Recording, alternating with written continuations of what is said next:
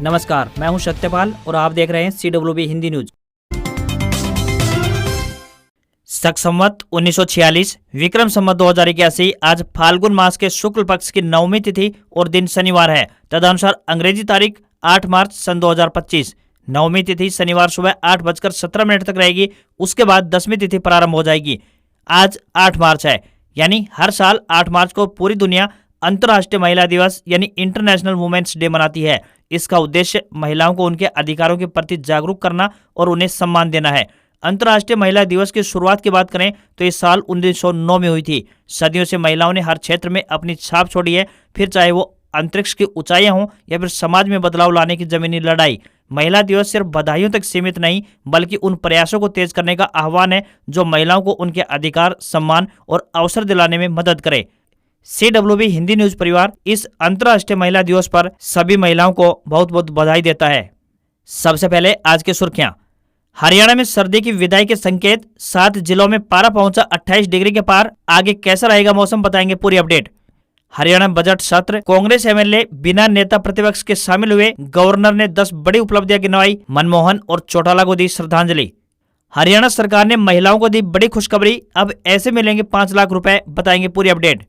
मंत्री मनोहर लाल खट्टर व पूर्व उप मुख्यमंत्री दुष्यंत चौटाला पहुंचे चरखी दादरी, पूर्व मंत्री के निधन पर जताया शोक।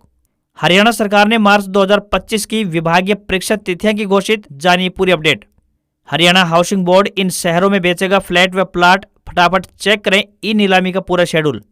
हरियाणा में छात्रों के लिए खुशखबरी, 45 प्राइवेट संस्थानों में शुरू होगा बी फार्मेसी कोर्स, बढ़ेंगी सीटें। हरियाणा के स्कूली विद्यार्थियों को अब की बार समय पर मिलेंगी मुफ्त यानी फ्री किताबें। बचपन से ही तराशेंगे खेल प्रतिभा, हरियाणा में स्कूलों और पंचायतों में खोली जाएंगी 1500 खेल नर्सरी।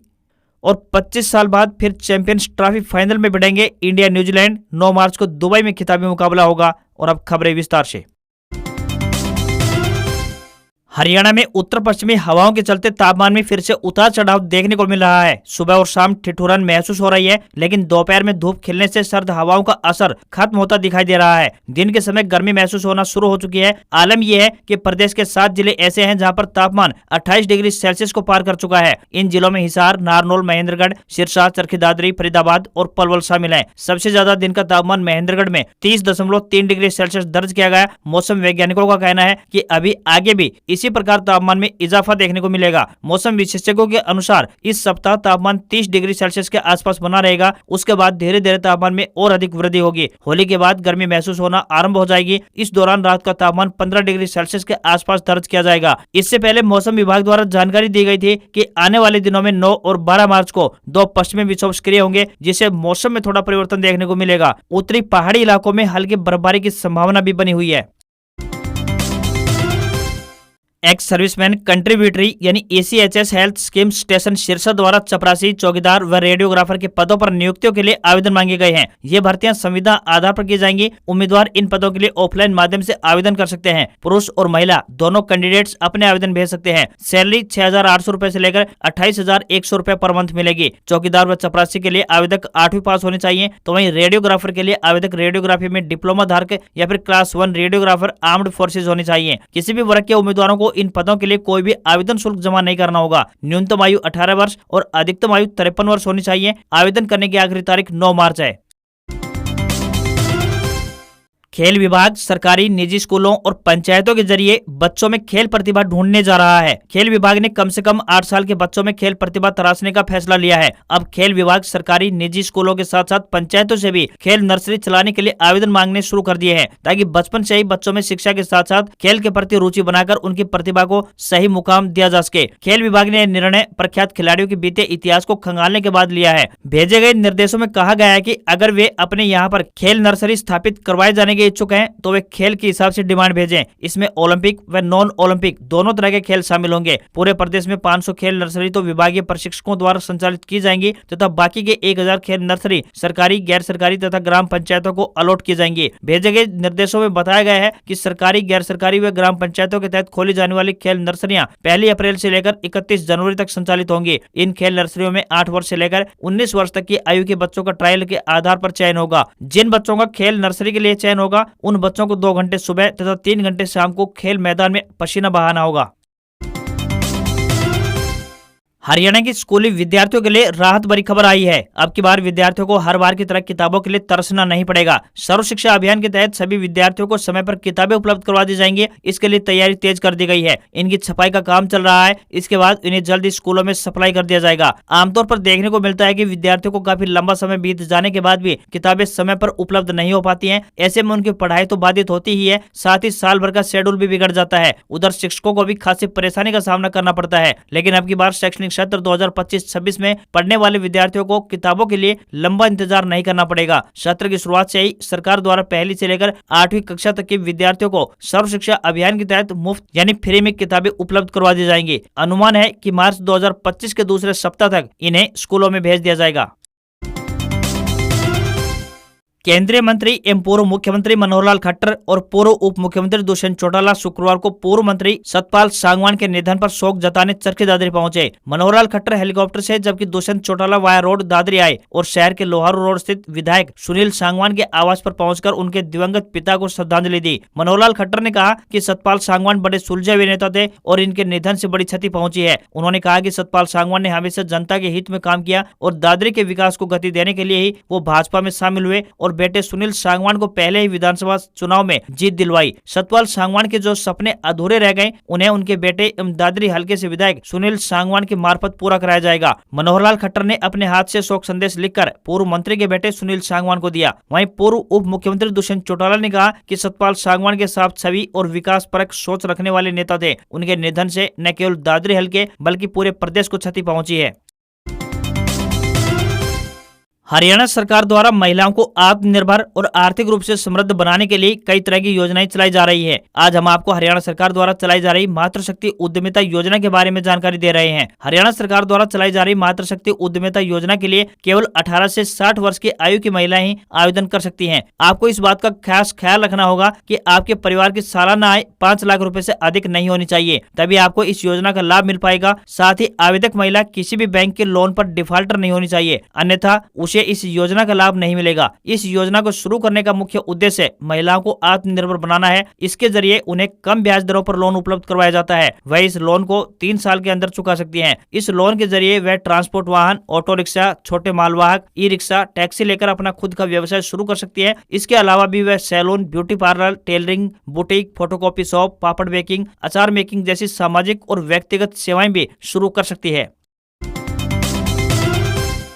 बी फार्मेसी की पढ़ाई करने वाले विद्यार्थियों के लिए एक अच्छी खबर है। बता दें कि अब इन छात्रों को नए शिक्षा सत्र से एडमिशन के लिए ज्यादा मारामारी नहीं करनी होगी। हरियाणा के विभिन्न जिलों में बी फार्मेसी के लिए नए प्राइवेट संस्थान खुलने जा रहे हैं। नए प्राइवेट इंस्टीट्यूट खोलने से विद्यार्थियों को दाखिला लेने में आसानी रहेगी और वे अपनी पढ़ाई आराम से पूरी कर पाएंगे। हरियाणा राज्य तकनीकी शिक्षा सोसाइटी की तरफ से बी फार्मेसी के लिए 45 नए निजी संस्थानों को मान्यता जारी कर दी गई है। जो संस्थान सोसाइटी के मानकों को पूरा करेंगे वे नए सत्र से कक्षाओं की भी शुरुआत कर सकते हैं। अधिकारियों के मुताबिक सभी जिलों में 1, 2 या फिर ज्यादा प्राइवेट संस्थानों को मान्यता जारी हुई है। प्रदेश के 19 जिलों में 99 फार्मेसी कॉलेज हैं। इनमें से सिर्फ 9 संस्थान ही राज्य के हैं, जबकि अन्य सभी सेल्फ फाइनेंस संस्थान हैं। इन संस्थानों में एडमिशन के लिए इच्छुक विद्यार्थियों को हर साल मेरिट में जगह बनानी पड़ती है। इन संस्थानों में लगभग 7000 सीटें हैं। वर्तमान में बात करें तो चरखी दादरी, फतेहाबाद और मेवात में एक भी बी फार्मेसी कॉलेज नहीं है। ऐसे में यहाँ के विद्यार्थियों को बी फार्मेसी के लिए दूसरे जिलों में जाना पड़ता है। अब नए 45 संस्थानों में बी फार्मेसी कोर्स शुरू होने से राज्य में सीटों की संख्या में भी बढ़ोतरी होगी।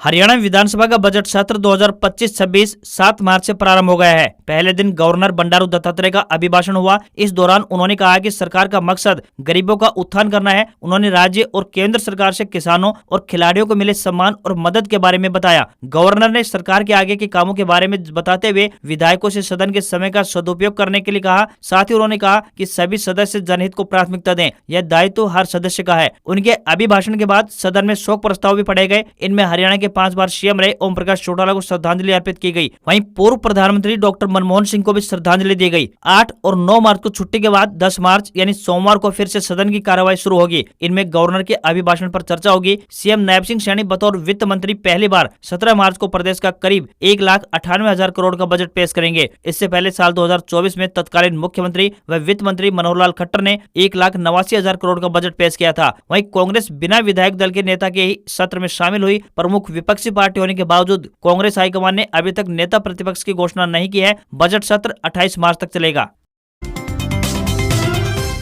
हाउसिंग बोर्ड हरियाणा की ओर से एक बार फिर आवासीय और व्यावसायिक संपत्तियों की ई नीलामी का शेड्यूल जारी किया गया है। इस बार ई नीलामी नई संशोधित नीति के अनुसार होगी। ई नीलामी के लिए 20, 24 और 26 मार्च जबकि दूसरी बार 7, 15 और 23 अप्रैल की तारीख तय की गई है। हाउसिंग बोर्ड के एक प्रवक्ता ने बताया कि उपरोक्त तारीखों पर सुबह 10 बजे से ई नीलामी की शुरुआत हो जाएगी। ई नीलामी पोर्टल hbh.gov.in से शुरू की जाएगी। उन्होंने बताया कि बयाना राशि जमा करवाने की लास्ट डेट नीलामी की तारीख से एक दिन पहले शाम 5 बजे तक रहेगी। बोर्ड प्रवक्ता ने बताया कि संपत्ति की शेष 75% धनराशि का भुगतान आवंटन पत्र जारी होने की तिथि से 100 दिन के भीतर ब्याज मुक्त या फिर 3 साल की 6 माही किस्तों द्वारा भुगतान यानी ब्याज सहित करने का प्रावधान भी रखा गया है। स्थलों की पूरी जानकारी और ई नीलामी के नियम और शर्तें हाउसिंग बोर्ड हरियाणा की वेबसाइट पर उपलब्ध हैं।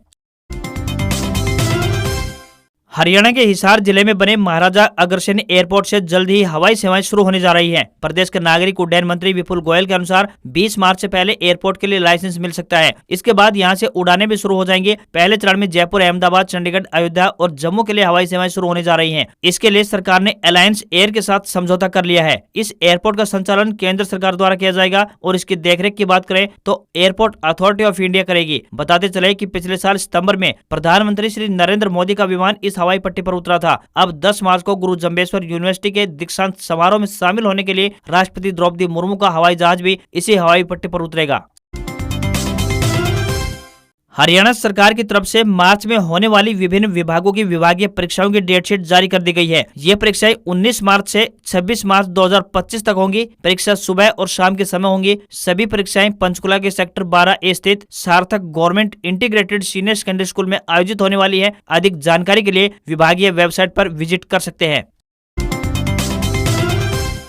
राजस्थान के सीकर जिले में स्थित खाटू श्याम मंदिर में हर साल की तरह इस बार भी वार्षिक फाल्गुनी मेला आयोजित किया जाएगा। 8 मार्च से लेकर 10 मार्च तक चलने वाले इस मेले को लेकर भक्तों में जबरदस्त उत्साह है। सिर्फ आसपास के राज्यों से ही नहीं बल्कि देश विदेश से भी बड़ी संख्या में श्रद्धालु बाबा श्याम के दरबार में पहुंचते हैं। इतना ही नहीं, कुछ लोग पैदल भी बाबा श्याम के दरबार में हाजिरी लगाने के लिए पहुंचते हैं। मेले के दौरान बड़ी संख्या में श्रद्धालु हरियाणा, दिल्ली और अन्य राज्यों से नारनौल होकर गुजरते हैं, जिससे कि पूरा माहौल श्याम में हो जाता है। इसी को ध्यान में रखते हुए रोडवेज ने खास तैयारी की है। अब नारनौल से खाटू श्याम जी के लिए स्पेशल बस सेवा शुरू कर दी गई है, जिससे कि क्षेत्र के लोगों को बड़ी सुविधा मिलेगी। 7 मार्च से विशेष बस सुविधा शुरू कर दी गई है। पहली बस सुबह 8:30 बजे रवाना की गई, जबकि 9:30 बजे से नियमित अंतराल पर हर आधे घंटे में बसों का संचालन शुरू किया गया है। शाम 7:30 बजे तक ये बसें खाटू श्याम जी के लिए उपलब्ध रहेंगी। इस रूट पर एक सवारी के लिए किराया 140 रुपए तय किया गया है।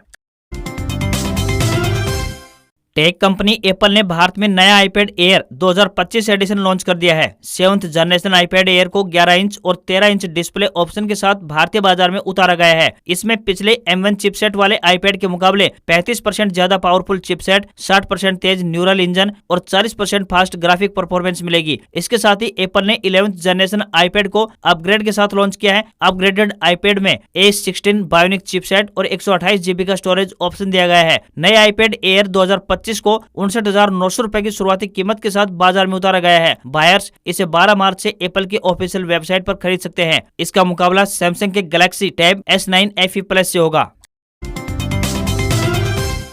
मथुरा के बरसाना में राधा रानी यानी लाडली जी मंदिर में शुक्रवार को लड्डू मार होली खेली गई। भक्तों पर लड्डू बरसाए गए। हुरियारों ने जमकर अबीर गुलाल उड़ाए। इससे पहले सज धज कर राधा रानी की सखियां बरसाना से होली का निमंत्रण लेकर नंदगांव पहुंची। फिर नंदगांव में सखियों ने नृत्य किया। सीएम योगी भी बरसाना पहुंचे। उन्होंने लाडली जी मंदिर में पूजा की और भक्तों पर फूल बरसाए। फिर ब्रजवासियों को संबोधित किया। इसकी शुरुआत राधे राधे से की। फिर यमुना मैया की जय और बांके बिहारी लाल की जय के नारे लगाए गए। लाडली जी मंदिर की लड्डू मार होली देखने और खेलने के लिए 10 लाख श्रद्धालु बरसाना पहुंचे हैं। इनमें विदेशी पर्यटक भी शामिल हैं। लड्डूमार होली के लिए लाडली जी मंदिर में बनी रसोई में 1000 किलो सगुन के लड्डू बनाए गए। वहीं बरसाना, वृंदावन, मथुरा, गोवर्धन और नंदगांव की 950 दुकानों में 9000 किलो लड्डू तैयार किए गए थे। बरसाना की होली देखने के लिए विदेशों से भी श्रद्धालु यहाँ पहुंचे हैं। लोगों का कहना है कि पूरी दुनिया में ऐसा उत्सव कहीं नहीं देखा।